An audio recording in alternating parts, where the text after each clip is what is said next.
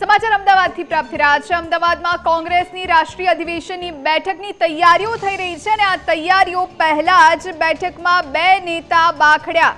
પૂર્વ ધારાસભ્ય ગ્યાસુદ્દીન શેખ અને ભરત મકવાણા આમને સામને આવી ગયા। પ્રદેશ અધ્યક્ષની ચેમ્બરમાં જ કોંગ્રેસના બે નેતાઓ વચ્ચે ગાળાગાળી થઈ। કોંગ્રેસના બે પૂર્વ ધારાસભ્યોએ સિનિયર નેતાઓની હાજરીમાં જ ગાળાગાળી કરી। જૂના હિસાબની લેતી દેતી બાબતે શક્તિસિંહ ગોહિલની ચેમ્બરમાં તડાફડીનો માહોલ જોવા મળ્યો। ભરત મકવાણા બેઠા હતા ત્યારે ગ્યાસુદ્દીન શેખે ઉઘરાણી કરતા બોલાચાલી થઈ। અમિત ચાવડા, ઉષા નાયડુ, પ્રગતિ આહિર, નીરવ બક્ષીની હાજરીમાં બબાલ થઈ। લોકસભા ચૂંટણી સમયે થયેલા ખર્ચના હિસાબને લઈ અને બોલાચાલી થઈ હતી।